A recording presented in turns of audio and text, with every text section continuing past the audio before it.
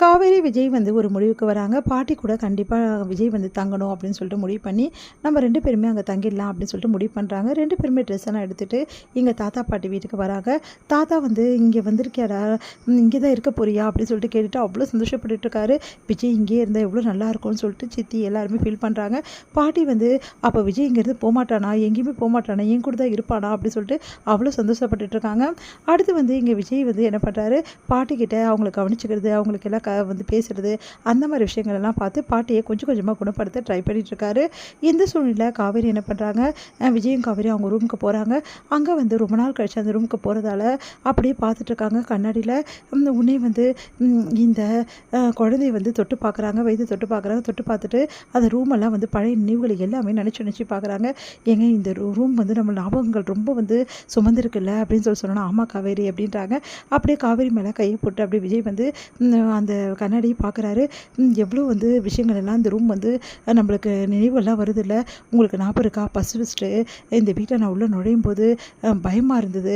அதுக்கப்புறம் வந்து கொஞ்சம் கொஞ்சமாக வந்து நீங்கள் வந்து என்னை வந்து ஓகே பண்ணிக்கிட்டீங்க. அதுக்கப்புறமா நான் வந்து கீழே படுக்கணும்னு சொன்னீங்க. நான் பெட் மேலே படுக்கணும்னு சொல்லிட்டு உங்ககிட்ட அடம் பிடிச்சேன் பாருங்கள்.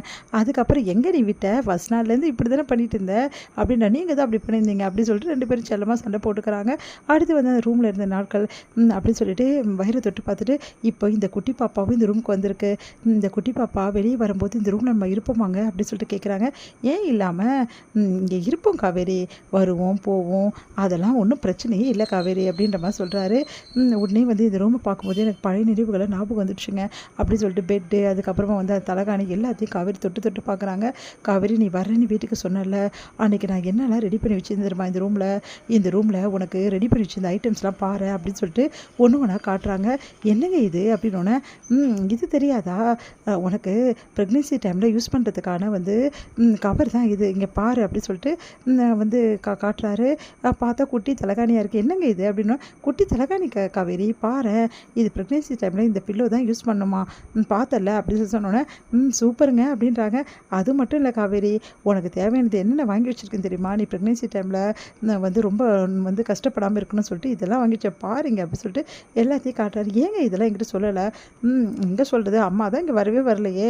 இப்போ பாரு, இன்றைக்கி நம்ம தங்கிறதுக்கு இதெல்லாம் யூஸாக இருக்குது. இங்கே பாரு, இந்த ப்ரெக்னென்சி வந்து அந்த போடுறேன் இந்த கிட்டெல்லாம் இதுலேயே படுத்துக்கோ, ஓகேவா, சாஞ்சி படுத்துக்கோ அப்படின்னோடனே உடனே காவேரி வந்து படுக்கிறாங்க. படுத்துட்டு வந்து ஏங்க போங்க, இது ரொம்ப டிஸ்டர்பாக இருக்கும் உங்களுக்கும் எனக்கும் இடையில, இதெல்லாம் எனக்கு ஒன்றும் தேவையில்லை, நீங்களே போதும், உங்கள் மேலேயே சாஞ்சிக்கிறேன் அப்படின்றாங்க. சிரிக்கிறாரு விஜய். ஏங்க நம்ம இப்படிலாம் பேசி எவ்வளோ நாளாச்சுல, இந்த ரூமை என்னால் மறக்கவே முடியாதுங்க. முதல்ல இந்த ரூமுக்கு வந்தது, அதுக்கப்புறம் நம்ம இருந்தது எல்லாமே ஞாபகம் வந்துக்கிட்டே இருக்குங்க எனக்கு. அது மட்டும் கிடையாது, கடைசியில் இந்த வீட்டை விட்டு நான் போனேன்ல இங்கேருந்து அம்மா வீட்டுக்கு, அப்போ கூட இந்த ரூமை நான் ரொம்ப மிஸ் பண்ணேங்க.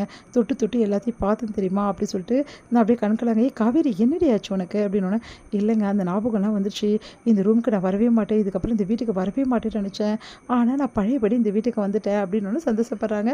சரி உங்கள் அம்மா எதுவும் சொல்லலைல்ல? என் அம்மா எதுவும் சொல்லலைங்க, அவங்களுக்கு உண்மையிலேயே நம்ம இங்கே வந்து சந்தோஷம்தான், பாட்டியை நல்லா கவனிச்சிக்க சொன்னாங்க அப்படின்றாங்க.